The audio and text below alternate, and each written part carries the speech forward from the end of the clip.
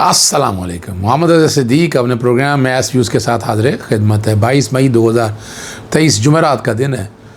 मखसूस नशस्तें हाथ से जाने वाली हैं और 26वीं आईनी तरमीम खटाई में पड़ गई।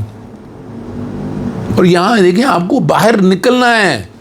चलें इस पर बात करते हैं। सेनेटर फैसल वाडा ने दिफाई बजट के बारे में जो बात की है, मैं किसी हद तक तो इत्तेफाक करता हूँ इस बात में कि आपको अपना दिफा मजबूत करना है और वो बहुत ज़रूरी है।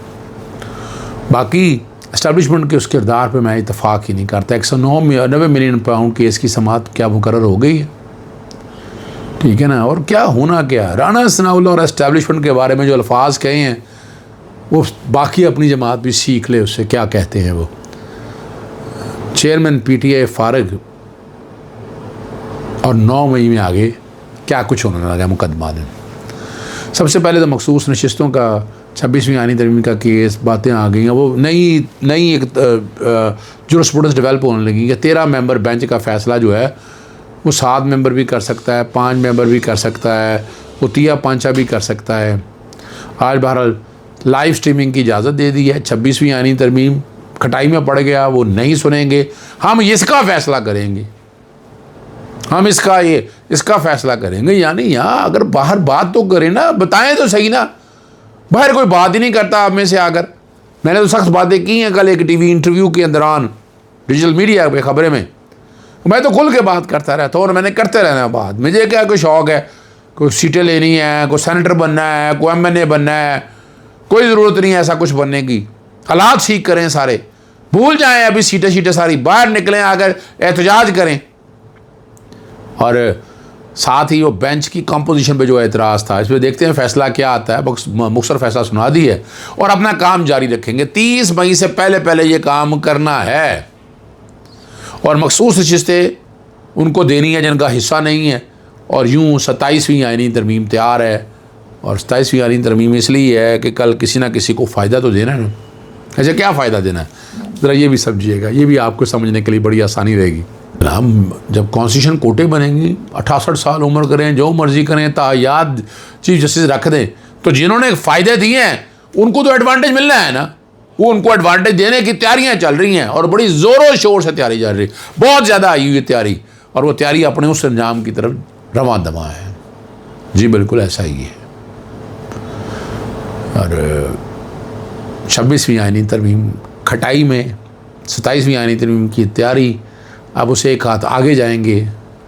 वो साड़ियाँ सारा कुछ साड़ी मर्जी भाई, साड़ियाँ असैम्बलियाँ साड़ी मर्जी, साड़ी एस्टैब्लिशमेंट साड़ी मर्जी, साड़ा दिल जो मर्जी करिए। तो तुझे कौन होते हुए,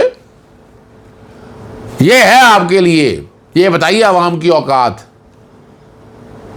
और बड़ा वेल प्लेड एस्टैब्लिशमेंट ने, देखें वेल प्लेड तो मैं कहूँगा कि वो देखें सारा कुछ करने के बावजूद, लेकिन ये 4 दिन आदि चांदनी अगों अंधेरी रात, इनके लिए इतना आसान काम नहीं होगा। आगे बड़े मुश्किल हालात आएंगे इनके लिए। लेकिन सेनेटर फैसल वाडा ने कहा जी हमें अब पेट काट कर दिफाई बजट बढ़ाना होगा।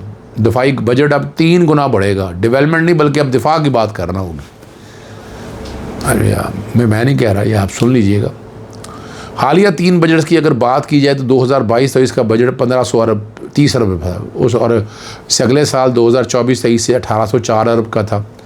2024-25 का 2122 अरब का था, जो हर साल 300 अरब औसत कम पेश पड़ता है। अब 2025-2026 का के लिए 159 अरब के इजाफे के साथ 2228 अरब तक चला जाएगा। 3 गुना साथ की इजाफा 477 अरब हो जाएगा, ठीक है ना जी। और बातें इमरान खान ने अगर बादशाह सलामत के हवाले से बातें की, फील्ड मार्शल बनने के हवाले से, ठीक है ना जी। देखें दिफा तो कॉम्प्रोमाइज़ कोई होना नहीं है, लेकिन इसको 3 गुना क्यों बढ़ाना है, ये वाला सवाल आएगा। और बहरहाल आपके यहाँ तो जो कुछ हो रहा है वो चलता ही जा रहा है। दिफा की ज़रूरत है मेरा इस पर। अब इसकी तादाद कितनी होनी चाहिए ये होना है। लेकिन नज़र तहफ़्फ़ुन अगर कहा जाए और कितना नुकसान हुआ ज़रा इस जंग में, तो इसका कर्ज़ा भी तो वापस करना है ना। हम IMF पे खड़े हैं, इतने कर्ज़े देने से कई सिविलियन इदारों में बहुत से रिटायर मुलाजमीन बैठे हुए। और वाम खुदकुशियाँ ना करें तो और क्या करें। अब तो काबीना के अंदर ISI सरबराह जो हैं वो कौमी सलामती के मशीर भी हैं। तो जहाँ तक जो बात है ना, ये बातें अपनी जगह पर मौजूद हैं, लेकिन 26वीं आईनी तरमीम आपके लिए गड़े खोद चुकी है। इसी तरह 26 हो गए एक तरफ जाते हैं। नवंबर के एहतजाज के दौरान पाकिस्तान तहरीक इंसाफ के 86 गिरफ्तार कारकुनान की ज़मानतें हाई कोर्ट ने 10-10 हज़ार के मुचलकों के अवज़ मंजूर कर ली। और ये बदतरीन निज़ाम है, शिकस्त हो रही है। अब 26 नवंबर है ना, आज हम मई में बैठे हैं, 7 महीने बाद ज़मानतें हुई हैं। 190 मिलियन पाउंड केस इस हफ्ते में तो समाअत के लिए मुकर्रर ना हो सका और गुज़श्ता हफ्ते नैब को नोटिस जारी करते हुए काम चीफ जस्टिस की सरबराही में इस हफ्ते समाअत के लिए मुकर्रर करने की हदायत की थी, लेकिन ऐसा नहीं हुआ। पूछा भी किसी ने, आप गए, इकट्ठे हुए और अभी इस हफ्ते में तो कोई केस मुकर्रर नहीं होना। कल जुमा है, जुमे वाले दिन तो हालात ही कोई नहीं है। और जब तक अदालती कंट्रोल किसी के पास है तो वो तो बड़ा मुश्किल काम है। वो आपने थोड़ा करना है, जिस किसी ने करना है वो अपने तरीके से देख रहा है और जो मकसद लाने का था वो पूरा हो चुका है। राना सनाउल्लाह ने सख्त बातें की हैं। उन्होंने बातों से कूजे को दरिया में बंद कर दिया, समंदर में बंद कर दिया, समुंदर को दरिया में कूजे में बंद कर दिया। अब सॉरी यार, मजाकन करता हूँ तो बातें, और सारी अल्फा चंद अल्फाज में सुना दी।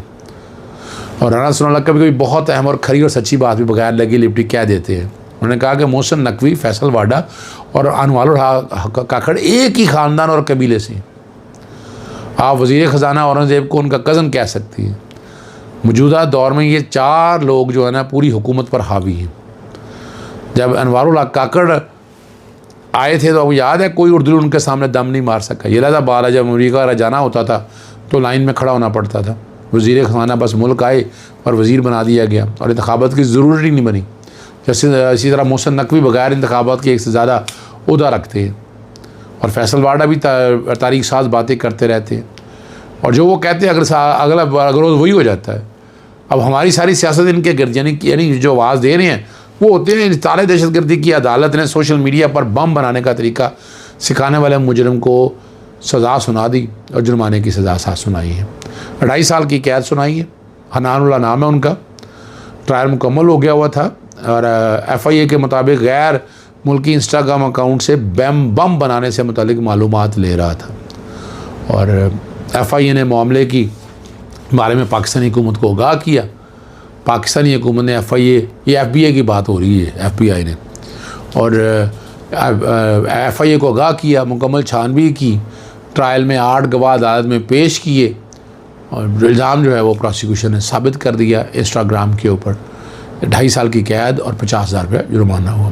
इमरान खान का 9 मई में जो पॉलीग्राफ टेस्ट कराने के लिए आज फिर हो गए, बूझ गए और फिर अडयाला जेल में पहुंच गई। और गुज़श्ता 2 दिन इमरान खान साहब ने टेस्ट कराने से इनकार कर दिया था कि टीम में वकला मौजूद नहीं।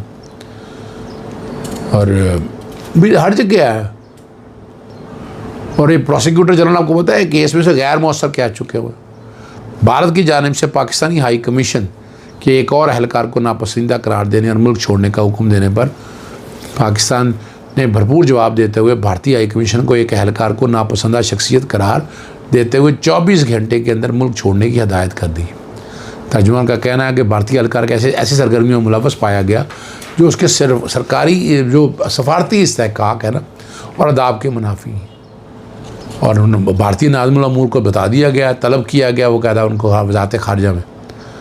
और पाकिस्तान अपनी खुद मुख्तारी और सफारती कवायद की खिलाफवर्जी हरगिज़ बर्दाश्त नहीं करेगा।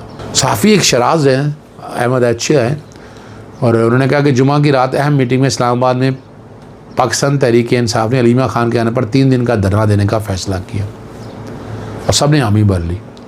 मामला सियासी कमेटी और कोर कमेटी में डिस्कस हुआ और दोनों कमेटी ने इमरान खान से इजाज़त लेने का फ़ैसला किया, मगर इमरान खान से मुलाकात में ये बात डिस्कस ही नहीं हुई। ये सवाल पूछे जा रहे हैं, मैं क्या जवाब दूँगा, आप जवाब दे दें, बस दैट्स ऑल जी, मैं और कुछ नहीं बात कह रही। अमन वली खान का पाकिस्तान टेलीकम्युनिकेशन अथॉरिटी के चेयरमैन हफीज़ुर रहमान के ख़िलाफ़ तरीके इस्तेहकाक लाने का ऐलान कर दिया, ओहदे से हटाने का मुतालबा भी कर दिया। इससे क्या फ़ायदा होगा? जनरल मुनीर अफसर को नादरा से हटाया गया, एक दिन गुजरा, दूसरे दिन अदालती हुक्म मुअत्तल कर दिया गया था। स्पार्को जो पाकिस्तान का स्पेस है, उसके आखिरी चेयरमैन आपके सामने जर्नैली जी हैं ना, और PPSC को, और मैं कुछ नहीं बात करना चाहता, छोड़ें इन बातों को। यहाँ हालात आपके सामने, अभी तक स्पीकर क्या किरदार अदा कर सका? एजाज चौधरी का प्रोडक्शन जारी करके इम्प्लीमेंट हुआ, और इस चैनल को हटाना इतना आसान काम तो नहीं हो जाएगा। अल्टीमेटली अमल वली को पीछे ही हटना पड़ेगा, सुलह करनी पड़ेगी। इजाज़त चाहता हूँ। अस्सलाम वालेकुम, अल्लाह हाफ़िज़। पाकिस्तान जिंदाबाद।